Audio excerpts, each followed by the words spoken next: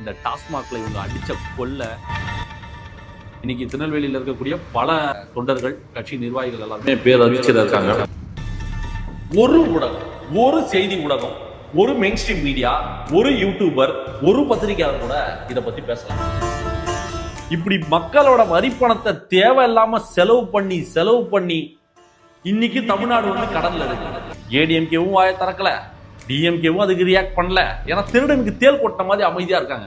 இவங்க பண்ண ஸ்கேம் வந்து எக்ஸ்போஸ் பண்ணி ஹேஷ்டேக போட்டு இந்திய அளவுல வந்து அதை ட்ரெண்டிங் பண்ணி காலையில ஏந்து ட்ரெயின் ஏறி பஸ் சைக்கிள் வண்டின்னு சொல்லி ஸ்விக்கி ஜொமேட்டோ ஓட்டுறவன்னு சொல்லி சாவறாங்க.